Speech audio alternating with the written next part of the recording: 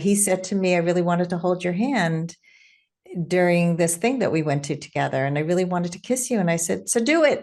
It was just like, just do it.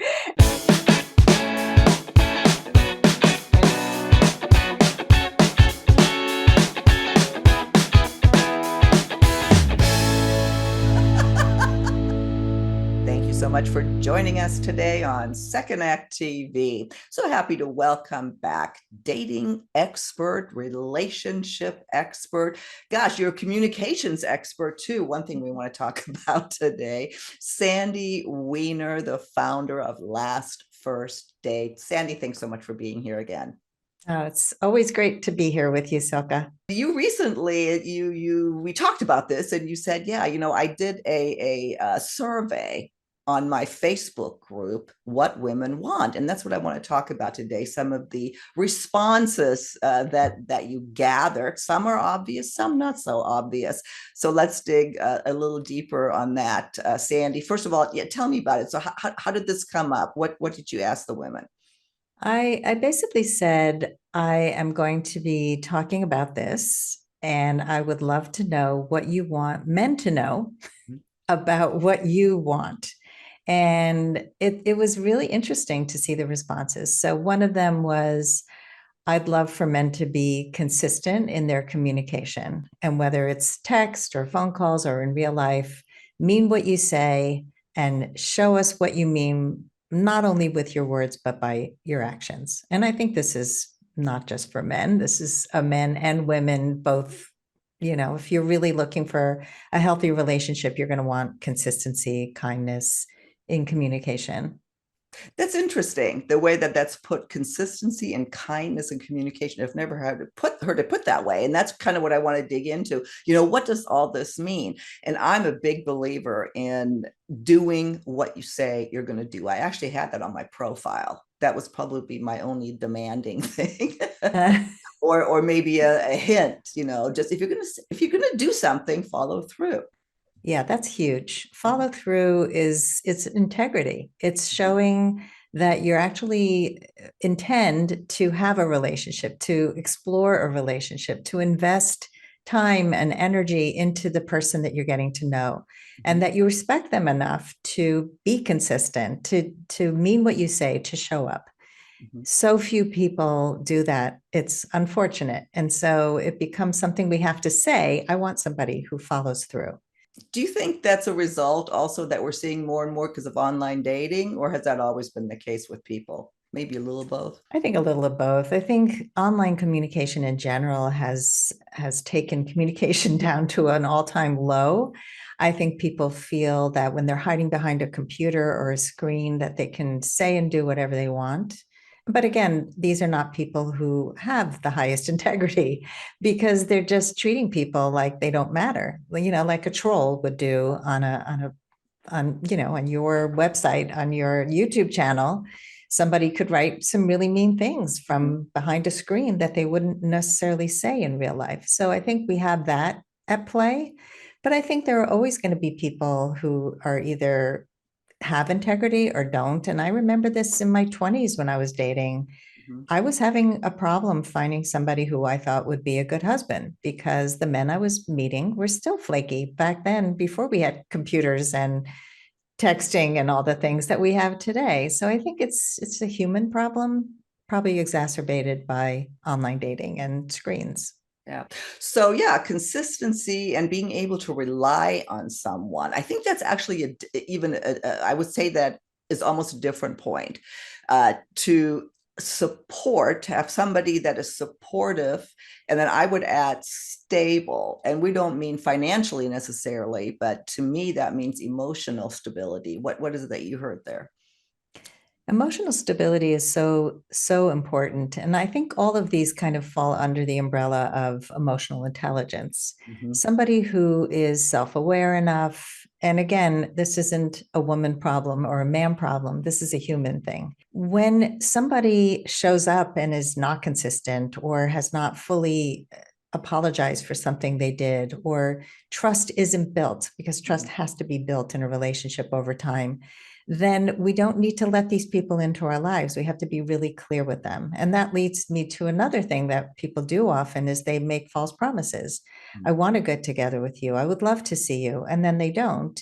Well, that comes from, again, not being honest and truthful that I don't feel the connection. So they kind of string people along. And that was something that the women complained about too. Like, just be honest with me. If you don't want to see me, I'd prefer for you to be honest than to string me along and then treat me terribly. Yeah.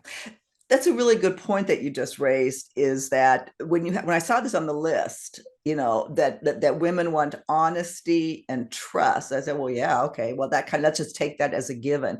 It really isn't a given that we understand what that means. So let's go ahead and clarify that some more, because it is as simple as let's do lunch. Oh God, I hate that. Right. So I think, we have to take responsibility for how we develop trust with a person as well. Like, we can't just expect them to build trust with us when we haven't been honest with them about what it is, what trust looks like, or what a relationship looks like, or what exclusivity looks like, or what we're looking for. And we often hesitate before having these conversations with people because we don't want to look needy or demanding. Like you said, you felt like that was the only demand you had, is somebody be consistent with their words and actions. That's actually not a demand. It's a request. It's like, it's common decency to treat somebody in that way, but we feel like we have to put it out there. Yeah. And so the onus is on us to say, okay, what do I need? What do I want? And how am I communicating that? Yeah. And if people did that more often, we'd have a lot less misunderstanding and hurt feelings and blindsidedness. Well, and that leads us really into another point here, is that taking responsibility for actions and behavior. Again, it should be obvious, but let's talk about that a little deeper. How somebody behaves. Again, consistency, the actions that people show you are much more important than the words they tell you. A lot of people start out relationships with love bombing and, oh my God, you're the most incredible person, and I think you're amazing. And then as soon as they have that person in their lives, they start to pay less attention. So again, it's on us as the person dating to recognize when this is happening, and then again have that hard conversation. Notice what's happening. Be willing to walk away from somebody who is showing us inconsistent behavior and that their actions and words don't match. The other part of this is taking responsibility for the past. Responsibility means I've actually gone to therapy since high school. And I recognize now that I treated a lot of people poorly, and here's what I'm doing about it. So it shows up in dating, where somebody takes responsibility for their share in why their marriage didn't work or their last relationship didn't work, instead of throwing the ex under the bus and saying, oh God, all women communicate terribly. They're all emotional. I've learned that I can never trust a woman. Yeah. Not going to work. Oh, I know, hear it all the time. And it's and the other from the other perspective too, all men are like this. And the minute you hear that, you're talking with someone who has a lot of work to do. We talked about that in another video. Yes. The protectiveness, that to me, I don't think I saw it on your list, but that made a lot of sense to me, that you can make someone feel safe. And then you brought up, and I'm kind of jumping around a little bit here, but vulnerability a minute ago. And there's such not misgivings, but misunderstandings about what vulnerability actually means. A lot of times it's associated with weakness, or men think that women, associate that with weakness. No, we don't want weak men. It's the open heart, but also remain that quality of being assertive. I think that's an interesting way to look at it. What do you say? Yeah, we could do a whole video on vulnerability, and that's probably a good topic to cover in the future. Mm-hmm. Vulnerability is what leads to intimacy. Vulnerability is what leads people to really deeply get to know each other. But I think there are very big misunderstandings about what vulnerability is, like you said. So vulnerability is a strength if you understand what it is. It doesn't mean oversharing. It doesn't mean talking about all the hardships you've had on a first date. Doesn't mean talking about all of your illnesses and things you've overcome. It means being willing to say, hey, I'm a little nervous about meeting you. I like you a lot. This is a hard conversation for me to have. That's vulnerability. And when you say it anyway. So I have a client now who we've been working together for a long time. She is involved with somebody amazing right now. She said to me, and we just had a session today. She said, we're having conversations about all uncomfortable topics. And she'll say, this is really hard for me, but I want to say it anyway. And they're expressing how they feel about each other. They're talking about their fears. That's vulnerability. Yeah. No, I like that. I like that. It does. It requires more explanation because every time that's come up in any of our videos, there's some very diverse opinions about what women do and don't want when it comes to that. The well, you mentioned a minute ago, vulnerability leads to intimacy. Intimacy. We want intimacy. What exactly does that mean? One of the best explanations for intimacy is into me see. Mm, I love that because really that's what it is. And to have that into me see, we have to be willing to express what's important to us. We have to be willing to express our love languages, how we give and receive love, what we need from each other, and then see how the other person responds. mm, And so a lot of women complain that men want sex too quickly. They don't really develop this intimacy enough before jumping into sex. And this happens in long-term relationships too, and where the nurturing of the relationship has dropped off. mhm, And all of a sudden, it's like the guy is grabbing at the woman's butt and she's like, hey, leave me alone. Like you didn't have a conversation with me before when I wanted to talk to you.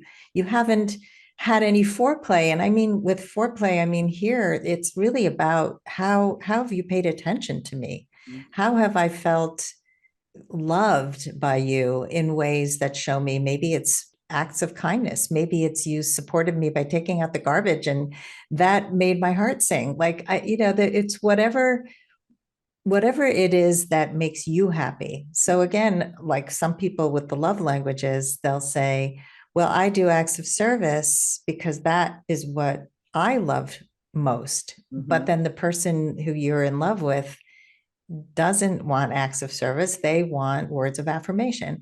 So mhm. they're not going to feel that acts of service as a form of intimacy. They're going to feel it as, well, you just did that nice thing, but it didn't mean as much as when you said, I can see how hard you worked today. And that must have really been challenging. Yeah. It's funny what came up for me, and that's not on here, is affection, which is part of touch. That's part of the love languages.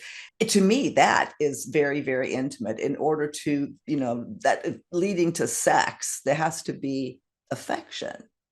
And I think you made the point here too, is that not everything needs, or intimacy doesn't need to lead to sex, but just this connection that, well, that's intimate. Yeah, and it can be a non-starter. Like I dated somebody 5 or 6 times last year, and it never developed into anything because there was no physical touch. There was nothing sexy at all going on.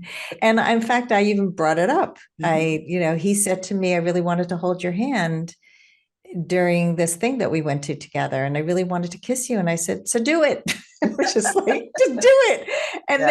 then, the next date, he came over my house and I made room for him in the couch and he sat on the opposite side of the room. Like it was just after that when I was like, okay, I'm working too hard here. This is not developing intimacy. Even though he was telling me a lot of intimate details about his life, there was no physical touch, there was no affection. Mhm. And so when you don't feel it, and again, that's important to me. I've had clients who the first few dates with the guy didn't touch her. And Mhm. even like she's like going in for the kiss and he just gives her a hug. And then she feels like, well, maybe he doesn't feel attraction. Mhm. Well, she talked about it with him and he just said, I'm just really nervous. I'm super attracted to you. It just takes me a little bit longer. Now that's a really healthy way to talk about it. Right. I agree. I agree. Well, and let's talk about it. Let's end on that. We're starting to come to the end. Another thing I didn't see on the list that hit me right away is chemistry. And maybe it hits me right away because it comes up so often in our what we cover on this channel. But how important do women want chemistry? How important is that? And what does that really mean? I think everybody wants chemistry. I think chemistry and compatibility is the secret sauce. What happens a lot is we get attracted to somebody and we don't really see the incompatibility. So chemistry without compatibility is totally useless. It leads to broken hearts and it leads to being, just feeling horrible after something doesn't work out, especially if you sleep with somebody before you're really feeling that strong connection. So it is really important, but you can't have one without the other. Mhm. And I also think that at this point in life, after 50, chemistry is something that you should not be looking for to blow you over on a first date. Yeah. A lot of people write this in their profiles that I'll know it when I see it. I'm going to walk into the room and you're going to be there and it's going to be like the movies. And that is so unrealistic. So I think we have to get clear on what chemistry is. Mhm. And to me, it's about something that develops and grows as you get to know somebody. There has to be something there at the Mhm. beginning, but don't look to have that instant chemistry because that usually means that you're putting somebody on a pedestal, that you are not going to be yourself because you're going to be so flustered. Those butterflies, that's what we felt when we were teenagers, and you should not be looking for that at this stage in life right away. Yeah. Well, and a lot of people still do. Matter of fact, we just did a video on that. That chemistry can actually be, well, it can hurt you. Or that immediate Mhm. chemistry, just you're just clouded, your vision is clouded, and you might be heading down, heartbreak alley once again. So yeah, there's lots of stuff we can, go on here. What women want, I think some of this clarification, I think, is important, both for men and women to hear. What is it that we really mean by that? Yeah. Having said that, is there something I didn't bring up that you really wanted to discuss? Yeah, I mean, I think that one of the other things that one of the women wrote, I think, is an interesting one. She said that men often go into salesman mode where they talk about themselves a lot on a date, and they're like either selling themselves, or she wrote, to see how good a listener we are, or three, to have a therapy session with us. And so again, I think that we have to be aware as women that if somebody's talking too much, we have the right to interrupt them. We have the right not to be their therapist and not to intervene and give them advice. Like, that's on us. But I think it's important for men to be aware that if they are used to doing this on a date, that it really is not a good way to connect, and that just to really make sure that they're listening and sharing. And I think it's good advice for all people to not dominate the conversation. It's not a sales pitch. It's you're trying to get to know somebody. Exactly. Well, Sandy, thank you. We're again coming to the end here. I will link to Sandy's Facebook group to your site. You can get in touch with Sandy directly if you'd like to coach with her. She's fabulous. And Sandy, I look forward to seeing you again soon on Second Act TV. Thank you, Silka.